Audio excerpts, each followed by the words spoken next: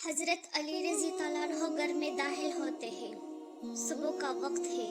حضرت علی جب گھر میں داخل ہوتے ہیں تو عجیب و غریب واقعہ دیکھتے ہیں کہ فاطمہ رو رہی ہے۔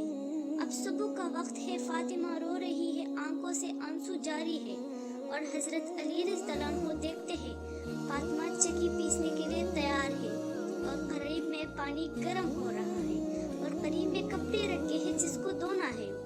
اب حضرت علی رضی اللہ عنہ حیران ہو جاتے ہیں کہ میں تو روز صبح گھر میں آتا ہوں، لیکن کبھی میں نے یہ نہیں دیکھا۔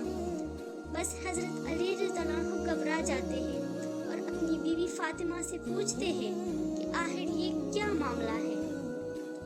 روایت کے اندر ہے کہ حضرت علی رضی اللہ عنہ کوئی جواب نہیں دیتے۔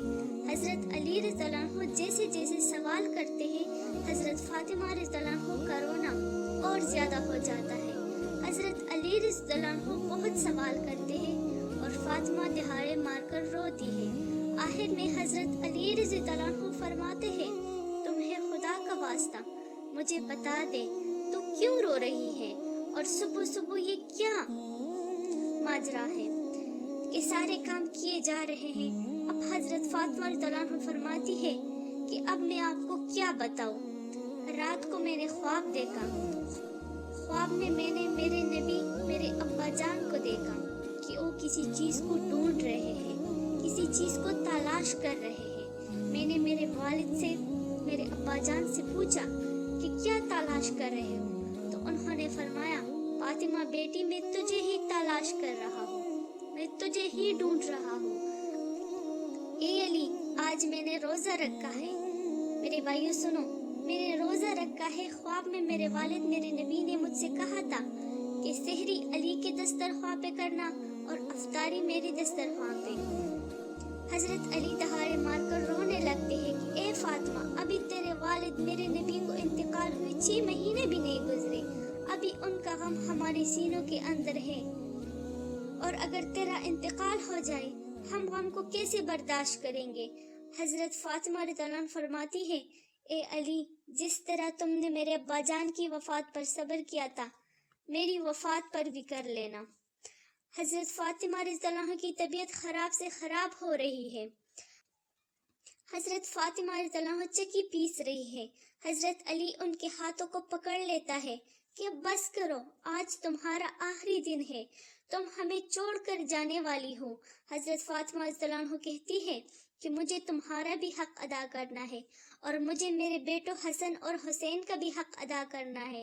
میں چاہتی ہوں کہ میں اس دنیا سے چلی جاؤں، تو میں چاہتی ہوں کہ سارے کام کر کے جاؤ، تاکہ بعد میں تمہیں کسی کے سامنے ہاتھ نہ پھیلانے پڑ جائے۔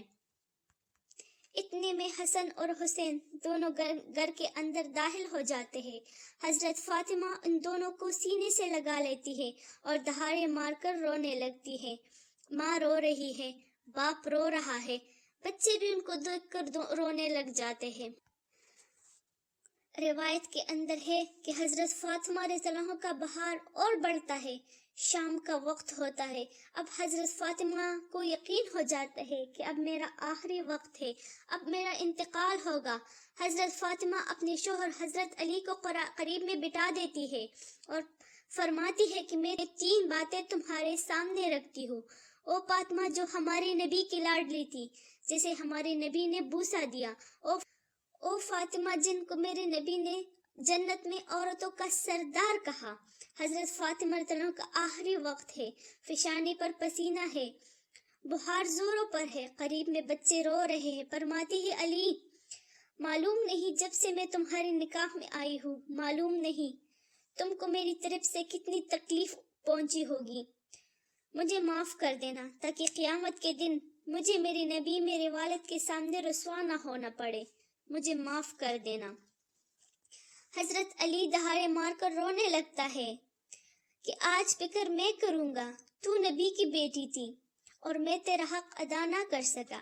اس کے بعد علی رضی اللہ عنہ کہتے ہیں کہ جب سے تو اس گھر میں آئی ہے، تجھے تو 2 وقت کی روٹی بھی مشکل سے نصیب ہوئی۔ حضرت فاطمہ رو کر کہتی ہے کہ میرے شوہر میرے انتقال کے بعد جس عورت کے ساتھ نکاح کرنا ہو کر لینا۔ حسن اور حسین کی طرف اشارہ کر کے کہتی ہے لیکن ایک رات میرے ان بچوں کے ساتھ بھی گزارنا. یہ معصوم ہے، یہ اپنا اچھا برا نہیں سمجھتے. جب یہ بالغ ہو جائے تو ان کو خدا کے حوالے کر لینا. اور آخری وصیت یہ تھی کہ جب میرا انتقال ہو جائے تو کسی کو بھی مت بلانا. حضرت علی جوش میں آ جاتے ہیں اور بولتے ہیں کہ تو نبی کی بیٹی ہے اور تو کہہ رہے کہ میں کسی کو بھی نہ بلاؤں. میں تو پوری مدینے کو بلاؤں گا، میں مہاجرین کو بلاؤں گا، میں انصار کو بلاؤں گا. حضرت فاطمہ کہتی ہے نہیں، میرے جنازے میں کسی کو بھی نہیں بلانا. میرے جنازے میں صرف میرے 2 بیٹے اور میرا شوہر یعنی حضرت علی ہوگا. میں چاہتی ہوں کہ موت کے بعد بھی کوئی میرے جسم کو نہ دیکھے، کوئی میرے بدن کو نہ دیکھے، کیونکہ میرے والد نے، میرے نبی نے مجھ سے کہا تھا کہ بیٹی پردے میں رہنا، بیٹی پردے میں رہنا. ہائے افسوس آج کل کی عورتوں پہ، جسے پردے کا بولا جائے تو برا مان جاتی ہے. اللہ تعالیٰ تمام مسلمانوں کو پردہ کرنے کی توفیق عطا فرمائے اور حضرت فاطمہ رضی اللہ تعالیٰ عنہ کے راستے پر چلے. آمین ثم آمین.